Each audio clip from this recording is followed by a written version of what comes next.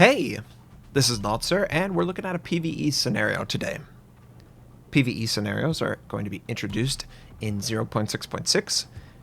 This one is called the Newport Base Defense scenario. There's going to be 4 total as of right now.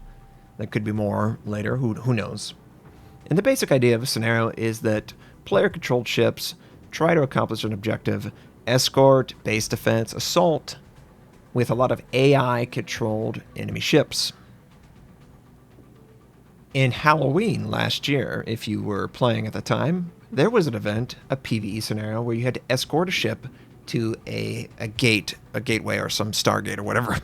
It's Halloween, okay? There were zombie ships. You were playing in zombie-like ships. It's all themed. That was pretty fun for players. However, is it good enough to be a regular objective, a regular queue for players to enjoy? I don't know. In this particular scenario, you've got a base, you've got different layers of defense. You want to, at this stage of the game, stop the enemy from progressing to the sphere of influence. On the minimap, there are 3 radar stations, and that is what tells you or warns you about the enemies coming in contact with you. By the way, we're using the ultra audio settings. It was just introduced in this patch. It's about 100 to 200 megabytes extra of download that you have to do. I do notice that when I'm playing, it sounds slightly different. I don't know if it's because of the ultra setting or they changed the audio itself. And I doubt that you'll be able to hear it as well as I could because I've dropped the audio so much. I just want to let you know that exists now. But yes, the scenario. Try and play defensively, use my torpedoes against enemy ships. They are AI controlled, so they do some slightly odd things, but they are told to basically attack, suicidal attacks on the base itself. It's not something you would do in a real naval ship, but this is a video game, and I don't care. But I want to talk about the scenario itself, like the idea of this scenario. So they've wanted to bring it in since Halloween. People really enjoyed it. I get that. It's cool. You could do something slightly different. Maybe for the player base, it represents something that's a little more casual than playing the game itself. However, a couple things to mention about scenarios. 1, they're designed to go 20 minutes, and I do mean 20 minutes. If you do not have the time to play a regular battle, you will not have the time for this. I don't know if that is the right approach, to continue to have that 20-minute window, because it will be competing with your time. Let's face it, everyone, time is the most important asset that you have in your life. And I don't know if you're given a choice between playing a PvE scenario and playing a regular battle. A lot of people would choose that PvE scenario, especially if that scenario had been in existence for a couple months. We don't know how fast it is for them to churn out these scenarios. I just wish Wargaming would use their content and try and hit different windows of time invested. You know, you play a card game, it might be 2 minutes. You play World of Tanks, it might be 10 minutes. You play World of Warships, it might be 20 minutes. You play a real-time strategy game, it might be 7 days. I really like that. I really like it when a player can choose what they have time for. Do I have time for a 20-minute battle? No. Do I have time for a 10-minute battle? Well, maybe World of Tanks is the right way to go right now. I don't like that it basically fulfills the same time investment. That's one thing to discuss, but another thing is that this will cost doubloons to participate in. Yes, you heard that right. I failed one of these. It was an escort mission where I had to take an aircraft carrier through the map. And when I failed, I was like, okay, I'm just going to queue back up. Why can't I queue? What's going on? I selected a different ship. Nothing. Okay, is it set on the PvE scenario? Yes, it is. That's interesting. What could it be? Well, Wargaming requires that you spend 20 doubloons before you can re-queue into the PvE scenario. I don't know why that exists. I don't know if that is a one-time thing that I saw. I am hesitant to believe that it is anything other than a way to get investment from the player because the rewards are so good. So, as you accomplish this scenario, and if you do it well enough, fulfill secondary objectives, fulfill the primary objective, keep people alive, you get different star ratings, up to 5. If you get 5, you get a buttload of rewards. Each star gives you a reward. Something like camouflage, signal flags. I think there are premium consumables. I think there might be some modules that you can load on a ship. That sort of thing is the reward. And instead of having a limit on the amount of rewards you can get in a given week, it seems that Wargaming has chosen to force you to spend real money to participate more than once. Okay. I don't really like that. This is very similar to a system called Brawl in Blizzard games where it's got unique rule sets. Maybe you have only one character you could use. It's a weekly event and it has one reward. If you succeed, you get that reward. If you don't, you have to keep playing until you do succeed. But once you've succeeded, there is no reason to play it if you are only looking for a reward. You would play it if you have fun, obviously. But for a lot of people, fun is not the only reason you do something. And I don't know that there's going to be a lot of fun playing a PvE scenario and basically betting 20 doubloons per scenario queue. That seems like a huge investment, and it's going to cause a lot of stress.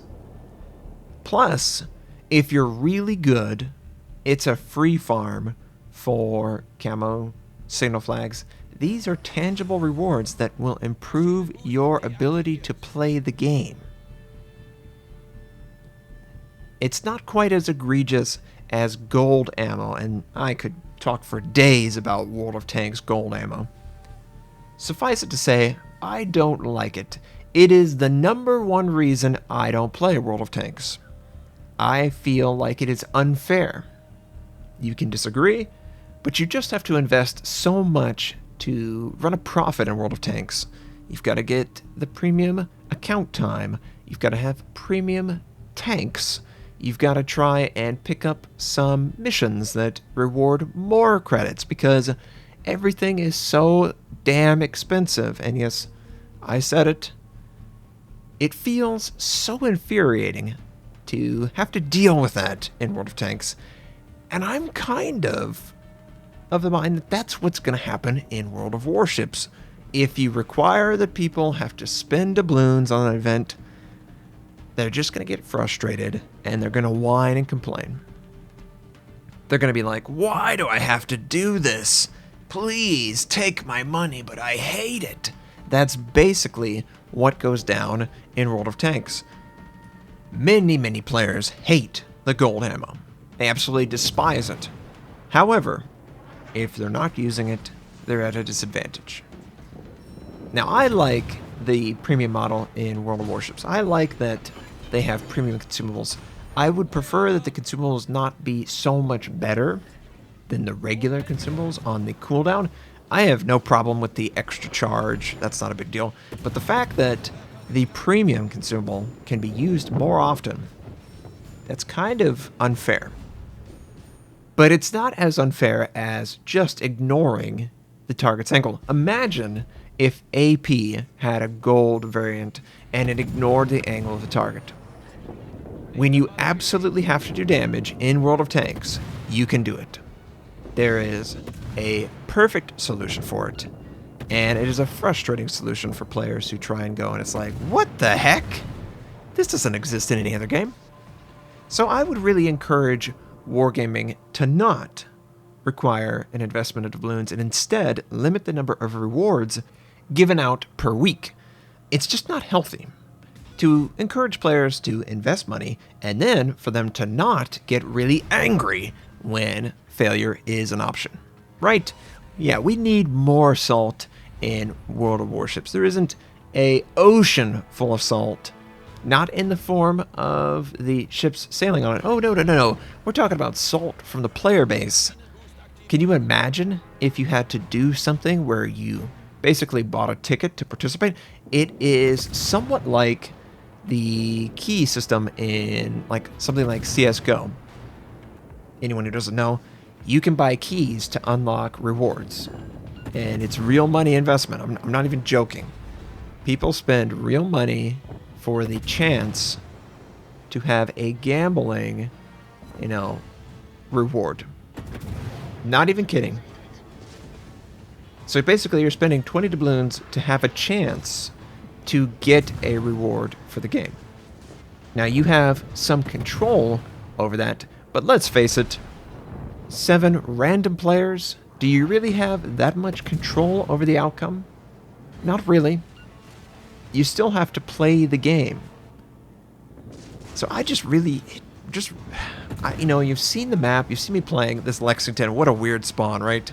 Spawn right in the middle of the ocean with a Izumo, a Shiratsuyu, a Mas, a Liberite Mas. How am I supposed to defend it? Smoke, maybe? My smoke's on cooldown? I had no idea this was going to spawn. This is my first battle with it. But yeah, I just really don't like the idea that you spend doubloons to queue, to have the chance to queue. Maybe you could spend the doubloons on rewards that you get from it. Maybe it's a locked container, and you spend doubloons to unlock it. To have the ticket to the right to participate, it's going to cost so much salt, grief, anger.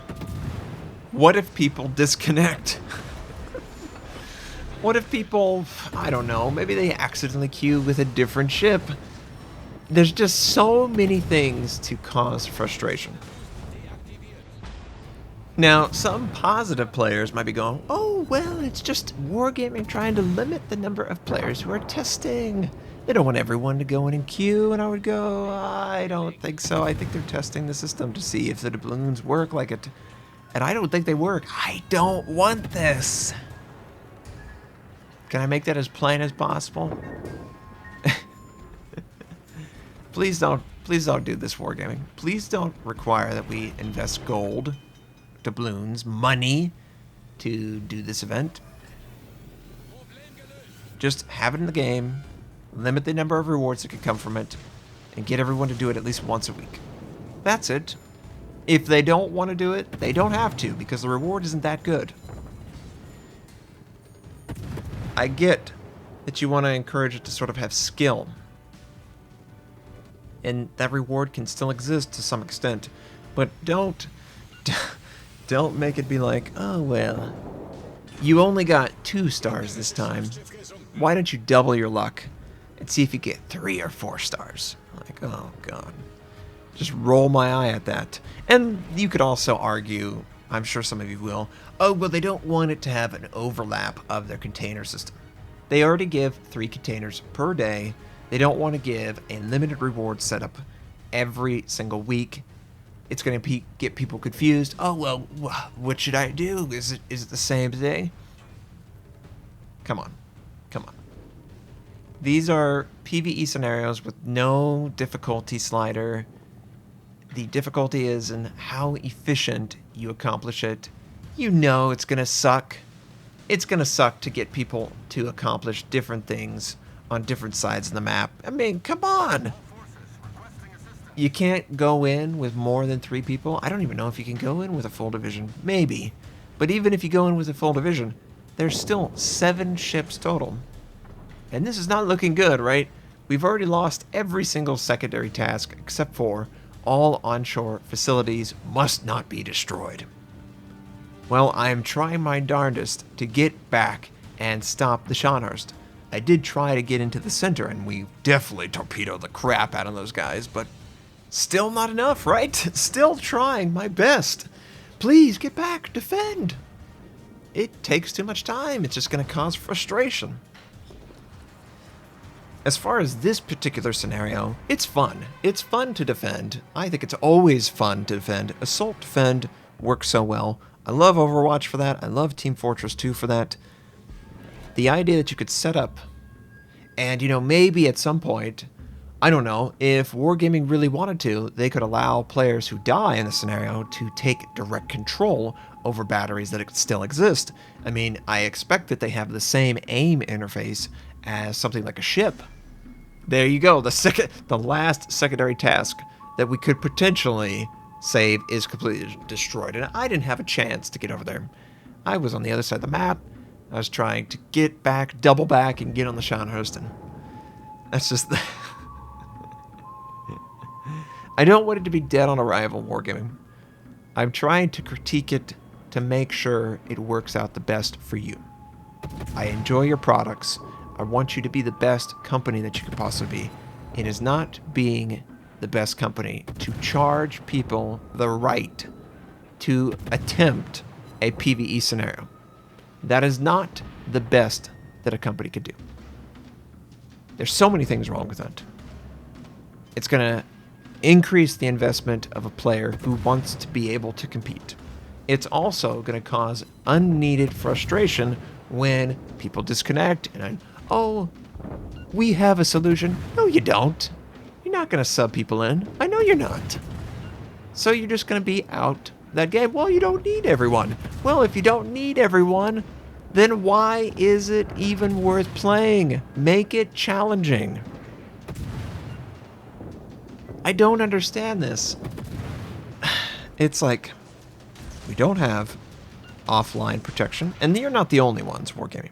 There are plenty of other products where it's like, well, we don't have a chance. We queued into a matchmaking, and they can't sub-pump someone back in. They do it in Heroes of the Storm. They do it in so many other Blizzard products. It's so annoying, too. Some might say, oh, well, you could just refund the doubloons. Well, then people are going to actively disconnect. Every time it's looking bad, just disconnect. So, yeah, that's not going to exist. There's not going to be any disconnect protection. So you could see the level of stars, each one getting better rewards, and for whatever reason, the last one's premium account, but that's the way it's going to work based on how efficient you run through the scenario. I hope this was informative. I hope you have a fantastic day, and I'll catch you next time.